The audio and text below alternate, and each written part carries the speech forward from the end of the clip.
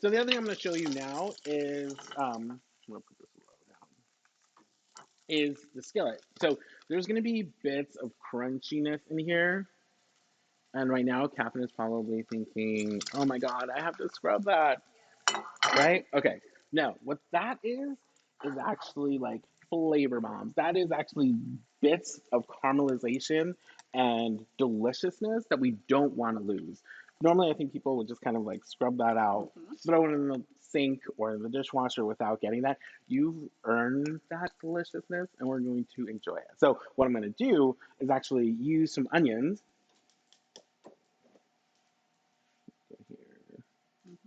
So we're going to add the onions in here. So the onions are going to do two things. Let me get that too. So a little cheat or life hack, if you will.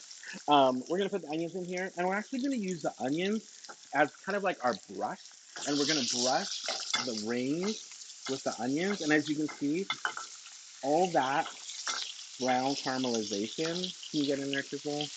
Yeah, so all that brown caramelization is actually coming right up, and it's going to be soaked into these onions. We're not going to caramelize it because usually you need like lower heat and longer time. We don't have time for that. No one has time for that right now. So as you can see, the rings are coming up nice and clean. And we're just going to kind of like soften them a little bit, but we want to get the flavor of the burger on here. So I'm going to let these cook for a little bit longer. How are we on chat? Do we have any questions or anything? Are we good? Okay. He's looking pretty good, right?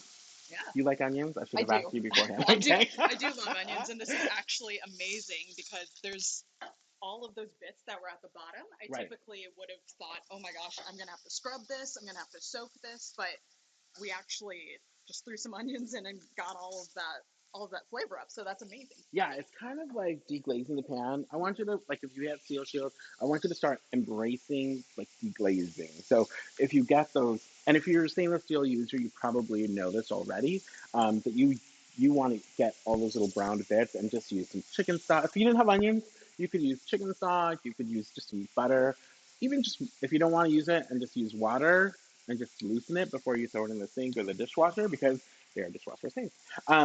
You don't have to use onions, you can just use some kind of liquid, and that really just releases everything there. So I think if we have some tongs, I can use these here. Again, we're not looking for caramelization, that takes a long time. We're just gonna do a few little onions on there. Beautiful.